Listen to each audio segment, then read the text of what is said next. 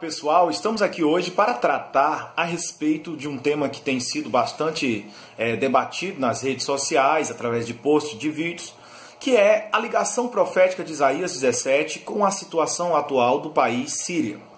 Eu não entrarei demasiadamente em questões geopolíticas, mas a minha preocupação se dá principalmente em cima das diversas especulações que ocorrem com aquele povo. Em primeiro lugar, eu quero destacar que a situação daquela região, assim como de tantas outras ali no Oriente Médio, que já houve, que acontece e que ainda acontecerá, assim como na África, com os grupos extremistas como o Boko Haram, fazem parte, na verdade, de um coração, vamos dizer assim, ennegrecido, de um coração dominado pelas suas próprias necessidades, pelos seus próprios desejos, pelas influências demoníacas, que tem direcionado políticos, que tem direcionado líderes, que tem direcionado homens desde o início da história. Então, a primeira coisa que nós devemos ter em mente é isto. A situação que ali ocorre na Síria é uma situação que precisa de uma atenção especial, precisa das nossas orações. Nós, como povo de Deus, não devemos nos vangloriar com catástrofes, mas devemos clamar por misericórdia, devemos orar, interceder por aquelas pessoas, dentro das nossas possibilidades, ajudar, mas acima de tudo orar antes de estarmos fazendo especulação. Às vezes, quando não temos o que falar, é melhor ficarmos calados do que estarmos tripudiando em cima da desgraça de A ou de B.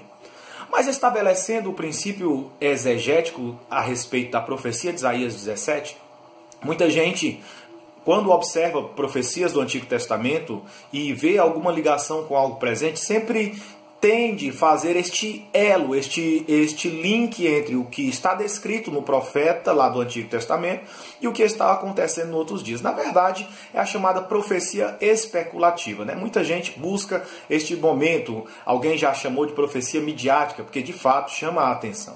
Mas não é difícil de nós observarmos profecias se cumprindo nos dias de hoje. Mas uma coisa eu preciso trazer à mente dos profetas. A exegese, principalmente quando se vale do método histórico-gramatical, que para a maioria dos teólogos é o método mais seguro. Ele precisa observar alguns princípios, e o princípio fundamental é para quem o autor escreveu, ou o que o autor quis dizer. Também outro princípio que nós observamos é sua inter-relação com textos imediatos e textos remotos. A gente precisa observar isto.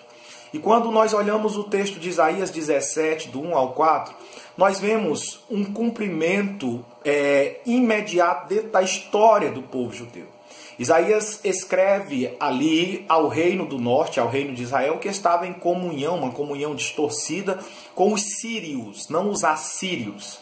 E por conta disso Israel havia adotado a sua idolatria, havia adotado seus costumes e estava desviado. Isaías no capítulo 17 diz, olha, Deus vai pesar a mão sobre você, vai pesar a mão sobre a Síria, vai pesar a mão sobre Damasco. E isso se cumpre. Poucos anos depois se cumpre com a invasão dos assírios. Os assírios levam cativo o povo de Israel por volta do ano 722 e invade Damasco e destrói por volta do ano 800. De fato, as profecias elas podem ter um cumprimento imediato dentro da história e remoto, como nós vemos, por exemplo, o texto de Isaías 7,14, assim como outros textos que as Escrituras nos apresentam, que nós vemos que o Isaías 7,14 se cumpre no filho de Isaías, mas Mateus utiliza para dizer que aquele texto se refere ao nascimento de Jesus. Aí você pode dizer, e por que não pode ser assim em Isaías 17? Pelo simples motivo que para uma profecia ter um cumprimento, vamos dizer assim, parcial no passado e uma expectativa futura, como ocorre, por exemplo, quando Jesus, em Isaías 61, quando Jesus, em Lucas 4, cita Isaías 61 e diz que o Espírito do Senhor está sobre ele. Ali Jesus diz que o cumprimento da profecia foi naquele momento, mas Jesus não citou o restante da profecia que fala sobre o dia do Senhor. E por que nós não podemos fazer essa analogia também com Isaías 17? Pelo simples motivo que estas profecias são explicadas pela própria Escritura, ou seja, a Escritura faz uma aplicação futura, coisa que não acontece no texto de Isaías 17. Não há mais esta citação no Novo Testamento, nem em nenhuma outra parte das Escrituras autorizadas. Então nós não podemos sair por aí fazendo ligações proféticas quando a própria Escritura não diz, olha, se cumpriu parcialmente aqui e vai se cumprir remotamente ali. Então o texto de Isaías 17 ele tem um cumprimento histórico. Claro que eu entendo que ao você ler a palavra, ela não ficou no passado. Ela tem uma aplicação pessoal pela iluminação do Espírito para você. Por exemplo, quando você olha Isaías 17, eu vou dar um exemplo só. Você olha e vê lá Deus pesando a mão sobre Damasco. Então, qual seria uma aplicação pessoal, vamos dizer, espiritual, que o Espírito Santo pode trazer para você? A profecia é histórica, se cumpriu. Mas espiritual, você pode trazer, por exemplo, a soberba de Damasco, que se achava a cidade mais antiga, a idolatria de Israel. Então, isso tudo Deus pesa a mão sobre nações ainda hoje, sobre as nossas vidas, quando nós nos voltamos para isso. Mas a situação da Síria hoje, ela está vinculada, sim, a corações endurecidos, a idolatria, mas não diretamente com esta profecia. Nós, como povo de Deus, não temos autorização das Escrituras para ficarmos nos vangloriando, mas antes nós devemos orar, interceder, ainda que nós não os consideremos cristãos, como de fato na sua grande maioria não são, mas o nosso papel é chorar com os que choram, como diz em Romanos 12.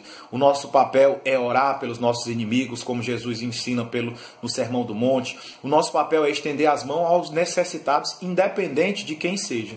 Então, povo de Deus, em vez de estarmos procurando questões proféticas e outras mais, estejamos ligados com o Espírito Santo, orando, intercedendo para que o Senhor salve, liberte aquele povo e mostre para eles o caminho de luz que está em Jesus. E nós, juntos, levantemos um clamor em favor da Síria e em favor de todos os povos perseguidos na África, perseguidos ali na Coreia do Norte, perseguidos em várias regiões. Porque, de fato, o mundo é um lugar hostil, mas o Senhor ainda está no controle